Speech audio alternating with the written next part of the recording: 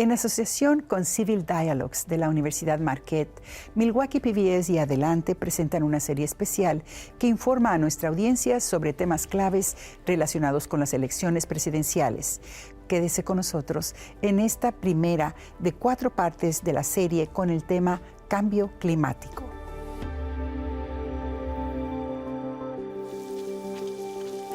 We're bringing voters from a variety of backgrounds together to talk in conversation. The Earth is a community. If we're going to meet those problems well, we can only do it together. Earth is part of who we are, and that if we're not taking care of the Earth, that is a big problem. I think the value that's bringing me here today is humility. I think these are very complex problems. What variables are most important, and then be able to decide a logical outcome based off of the truth. Just getting back to our roots, that connection to nature and how important it was for my ancestors and many ancestors. But you know, climate change also raises questions about environmental justice. For example, agricultural workers who are disproportionately Latino, they're up to 35 times more likely to die from heat-related stress relative to other workers. So I'm wondering when it comes to, addressing the needs of individuals and communities disproportionately impacted by climate change, what do you think we should do? I think our first area should be try to create a vision.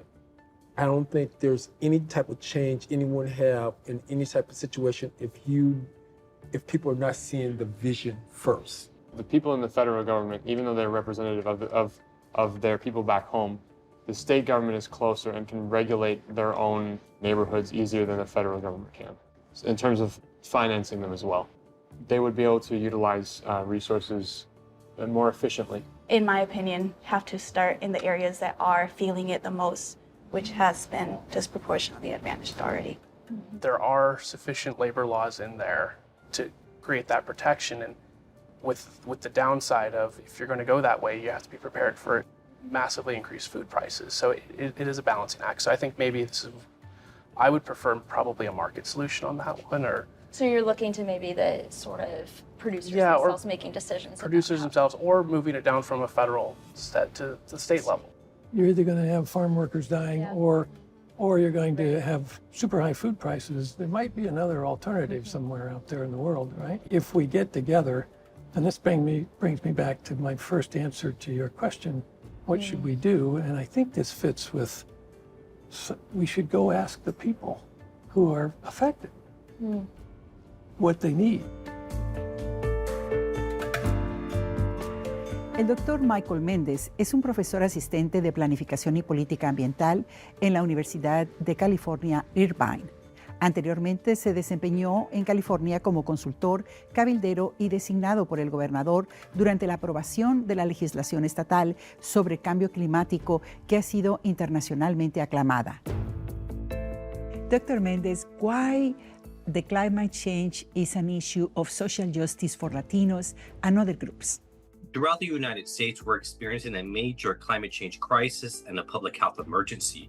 Communities of color, and particularly Latino communities, are at the forefront of the disparate and disproportionate impact that we're seeing from our changing climate. Farm workers, for instance, 48% of them don't have health insurance. 50% of them are undocumented. 78% of farm workers identify as Latinos are 35 times more likely to die from extreme heat than other workers in other occupations. Unfortunately, the policies are not moving fast enough, and particularly for those that are most stigmatized and marginalized in society. This is often because there's a stronger focus on economics and economic imperative versus safeguarding the health and livelihoods and needs of Latino communities. For example, places like Sonoma and Napa County, there's often a lot of push to safeguard the crops from smoke and ash or from being burned from these wildfires, but little attention is placed on the actual needs and health of farm workers who are laboring. Many of them are undocumented, so they don't have access to the same civil rights and disaster assistance that U.S. legal residence has. Many of the information is not provided in commonly spoken language. Some of them are indigenous. They may not speak Spanish or English. What we have seen from disasters, from wildfires to hurricanes and the COVID-19 pandemic, yes, horrible stories, inequality, and impacts that have caused so much pain and trauma. But at the same time, it has showed coalition building and stories of hope where nonprofits, migrant serving organizations, environmental justice groups, and others have come together to demand justice and demand resources for these communities. And while the COVID-19 pandemic disproportionately impacted Latinos in general, many of them mentioned that it would have been far worse had they not had that ability to create disaster planning and infrastructure during the extreme wildfire events. California has been very progressive with immigrant rights, LGBT rights, environmental issues, climate change. It hasn't always been the case. But based on those 1990s, organizing, protests, conflict-driven advocacy create a new generation of leaders that have been influential in climate change, immigrant rights, healthcare. Places like Texas, Arizona, and Nevada, quite possibly even Florida, are where California was about 30 or 40 years ago.